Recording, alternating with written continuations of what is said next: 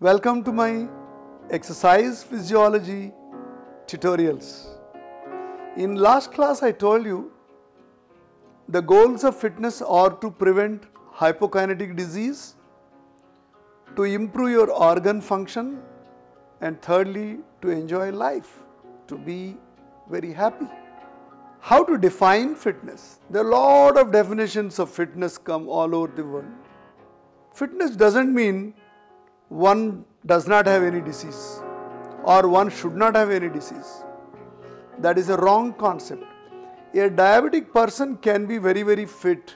A non-diabetic so-called healthy person may not be fit. I hope you are following.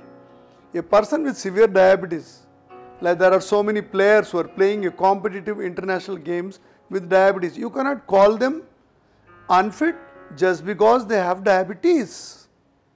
Secondly, there are people who have no disease.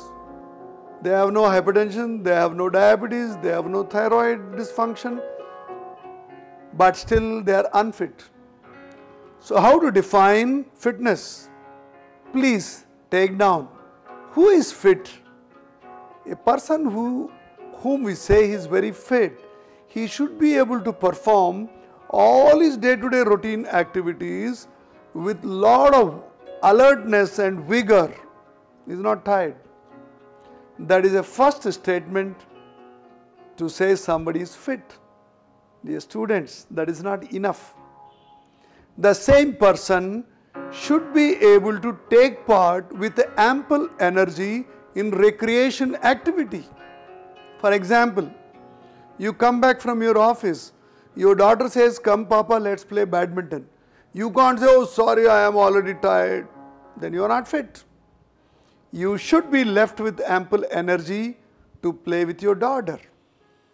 The second statement is very clear.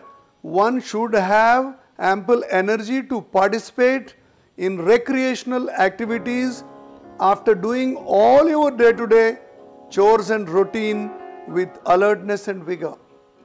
And to be completely fit, that is not enough.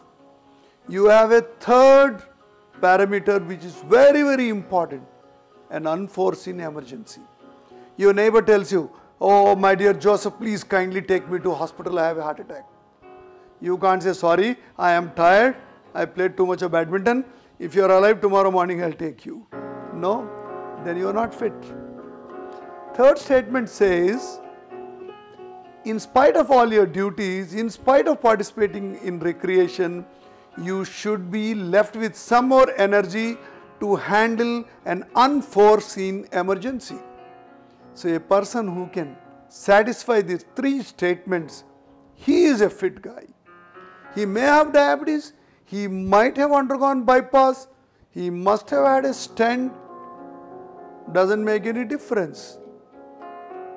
So I repeat, my dear students, fitness is defined as ability of a person to perform all his daily routine activities with alertness and vigor, and he should be left with ample energy to participate in recreational activities, and finally he should be able to handle an unforeseen emergency. A person who can satisfy all these three, he is the fittest person. In our next class, we will define different varieties of fitness regimes, and we go further deeper into the exercise physiology. Thank you. See you in next class.